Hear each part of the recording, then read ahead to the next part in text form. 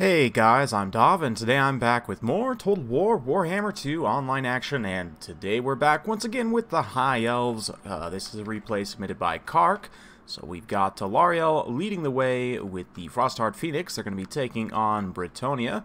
As far as the rest of the build goes, definitely taking advantage of some terrain here on this Arnheim map. He's got some spearmen here, backed up by 4 Lothar Seaguard with shields, so a pretty narrow infantry line. He's also got 2 Eagle Claw bolt throwers for anti-cav or anti-infantry work. He's also got 2 nobles on chariots for more anti-infantry work, and of course Alariel and her cool pigeon. As for Bretonnia, very interestingly, no heavy cavalry at all, which I think is a big mistake against the High Elves. Grail Knights are a hard counter to many High Elf units, and I definitely think it's a mistake not to bring them here, but nonetheless, we've got plenty of Spearmen-at-Arms with shields, a couple of Trebuchets, Men-at-Arms with shields, normal Men-at-Arms, we've got a Grail Relic, some Fire Archers, a Damsel Lore of Life, Battle Pilgrims, and leading the way we've got King Lewin up on his Hippogriff here, and also hidden in the woods over here we've got the Green Knight. So not a lot of killing power in this Bretonnian army outside of the Green Knight and Lewin. Some powerful heroic units, and I do like the pick of ethereal units generally against the High Elves. They don't have a ton of magic damage options, but of course the Pigeon, the Frosty Pigeon, is one. And I actually like this pick quite a bit against Bretonnia for a number of reasons here. This one here, this Blizzard Aura, that -9 melee attack, is very good at helping to support against heavy cavalry. Of course, the magic attacks and armor piercing means that it can do some decent damage against Grail Knights. Frostheart Phoenix, while it doesn't have the regeneration of the Flaming Phoenix, or the bombs, it does have significantly more armor, just tankier overall. I want to say it has more health, I don't remember 100%, but of course, also, it does have damage resistance if your magic is above a certain threshold. You can see Lewin kind of came out of the woodwork there to come counter these guys, got hit by a Tempest. Using the Lion's Shield was able to mitigate a lot of that damage, so it really didn't do a whole lot, not to mention the regeneration there, but yeah, you can see the Green Knight getting involved here, taking out this Eagle Claw Bolt Thrower crew. The other crew is going to drop their pieces and fall back. And then Alariel and the Pigeon are going to come over here. Frostheart Phoenix is going to drop down, obviously, with the magic damage. Will be very good. I still feel like the Frostheart Phoenix should maybe have Frostbite or like a Chilling Aura, where it slows, slows down units nearby. But it might make it a little bit too powerful. As it is right now, it's going to come in here, get some good work done against King Lewin. It is taking some damage, but Alariel's also getting some hits in there. And the 2 nobles are coming forward now. We're going to get some spearmen coming for support as well. So yeah, the nobles in an anti-large role like this, with their charge bonus active, they have an 84 charge bonus. They will be able to get some damage done, but it's going to be a little bit awkward in terms of their pathing. Their attacks and defense stats aren't that great at the end of the day. Sword of Corone debuffing everyone's melee defense, at least for the Bretonnians, or sorry, for the High Elves. You can see Alariel has taken some damage as well, but there's just so many heroic units here that they're all soaking hits, and so the healing's able to heal everyone, and they're not going to lose out on any one target here. The Green Knight pulling back there, just too many targets for him to take on alone, especially with the Frostheart Phoenix in the area, but Lewin's going to have to be careful as well. So definitely a pretty pitched heroic engagement here. You can see Overwatch Fire from the Peasant Archers. Fire Arrows are also a bit of a mispick in my opinion here. There's not really any reason to take the Fire Arrows against the High Elves. In fact, I would say that there's probably, I mean, unless your opponent picks the Averlorn faction specifically, then you might have a reason to take some Fire Arrows, but just overall, Dragon Princes actually have fire resistance, and there's no units on the High Elf roster which are weak to fire, so not the best pick in my opinion, but yeah, in terms of this pitched heroic engagement, Alariel is getting absolutely pounded here. Star of Averlorn is keeping her alive for now, and her High Elf leadership also means that she's not necessarily going to run away. Lewin is also taking quite a bit of damage here, and the Green Knight basically untouched, so far this engagement definitely going in favor of Bretonnia. They're not really, committing too hard, but the High Elf Spear support is sort of there. I mean, there's one unit helping to fight. The bolt throwers, I'm not sure. It looks like they're actually shooting at the trebuchets. Have managed to take down 2 artillery models from this unit, so a little bit of an artillery duel going on in the background as this heroic fight keeps on trucking. And you can see the chariots here just being used to bog in the Green Knight. Obviously, they're not going to do a ton of damage, but the Green Knight is up to his healing cap at this point, so this damage from the Green Knight's going to be very, very effective there. Or sorry, from the Phoenix is going to be very effective there.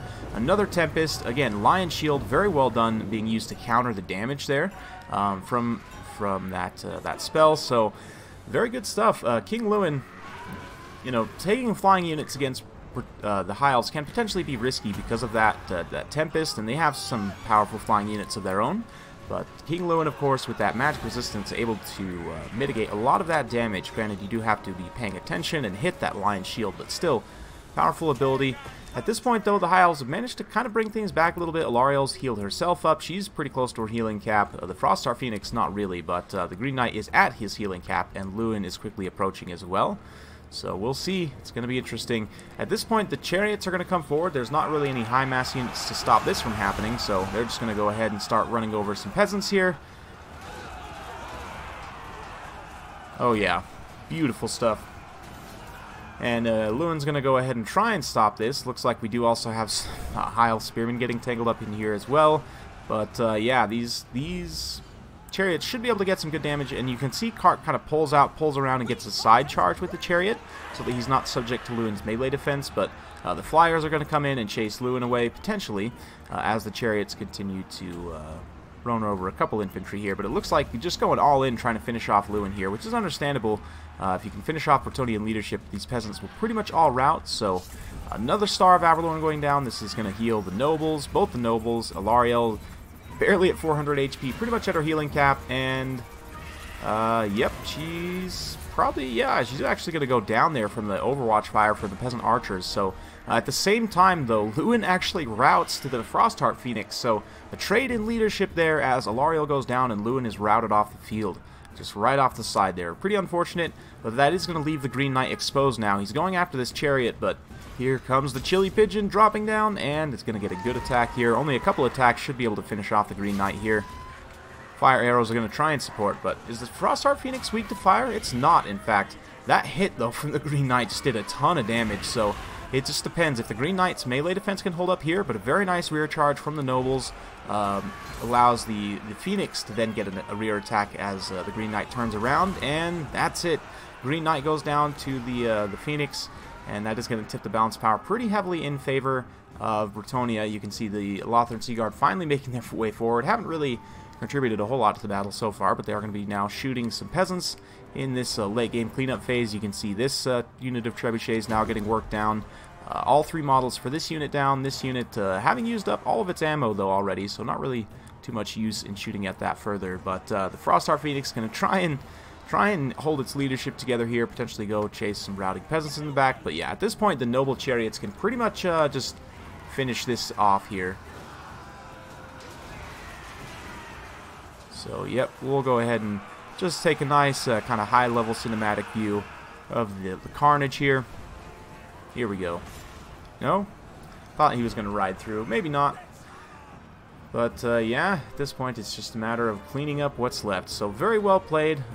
Like this build, obviously, from Kark, it's going to work quite well on this map. I don't know how well it would work necessarily on a map where your opponent has a better time flanking you.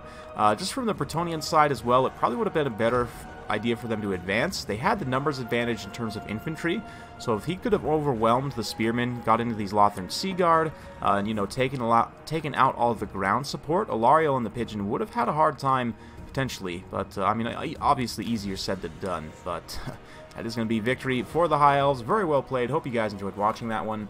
Yeah, the Frostheart Phoenix. Phoenixes are definitely, both varieties are good for different situations, but the Frostheart Phoenix is a stealth pick in this matchup. It can potentially be a tough matchup for Bretonnia, but or sorry, for the High Elves against Bretonnia.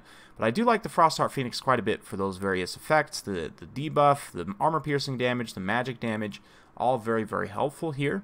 And of course, Lothran Seaguard have spears. Spearmen, obviously, have spears. The Nobles on the Chariots is another interesting pick. You would normally think to see them on horses, you know, so that they have anti-large armor piercing, can help fend off enemy heavy cavalry. In fact, back in the day, I had used a build a little bit like this against Bretonnia. Let's see. High Elves, right at the top. Okay. So, something like this, maybe, where you run a Dragon Prince, a Noble on a horse, just cut his abilities, and a Frostheart Phoenix, and basically you run 2 groups of that. And these guys can roll around and help counter things like Grail Knights. So something like this is going to leave you with a pretty narrow front, though. You're going to have to tank up on some Spearmen, and in terms of heroic units, Teclis is probably going to be your most cost-effective option here. I'll go ahead and cut a few things, but we'll probably keep... Nets is pretty tempting. Enfeebling Foe is also pretty tempting. But, yeah, we'll take Nets, Enfeebling Foe, and Regrowth to give us a little bit of a nice kit there. And for the rest, we have some leftover funds, not the most of the world. Could probably optimize costs a little bit better here by cutting some different things. There's not really any fire units, and we don't have Flaming Sword of Ruin, so we can maybe cut Kindle Flame. Let's see, we want the Greater Arcane Conduit and Potion of Troy, just in case.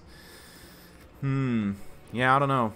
Maybe cut one of these. Yeah, but the whole point of rolling the Frostheart Phoenix with the Dragon Prince and the Noble is you have a little bit of anti-large AP. These guys have a little bit of AP. They have this debuff and magic damage. So, yeah. We don't quite have enough to upgrade a unit. Well, I guess we could upgrade these Spearmen to the Regiment of Renown. That would actually be perfect. There we go. Something like this I think might work. Just kind of spitballing here. I do think this army is a little bit narrow, and obviously you don't have any ranged units. So, I mean, you could come in here, cut the Scions, and maybe, like, take a Bolt Thrower, or, yeah, just one Bolt Thrower we can really only afford. Or maybe you take a couple Archers. We're really close to affording a second unit, so maybe I would actually cut something. I don't know, Nets or Enfeebling Foe. I want to keep Regrowth, but, yeah. Maybe just take Teclis on foot. There we go. He's going to be a little bit vulnerable there to getting gooned by someone like Lewin, but anyway, just kind of spitballing here. Let me know what you guys think in the comments down below. Definitely a fun matchup, and I think it's in Bretonnia's favor, but only if you bring a lot of heavy cavalry. Otherwise, the High Elves will be able to just run over peasants without too much issue. But let me know your guys' thoughts. Hope you guys enjoyed watching. If you do like this sort of content, be sure to like, subscribe, hit that bell notification button, so every time I upload a new video, you'll be notified. Thanks again for watching. We'll see you next time.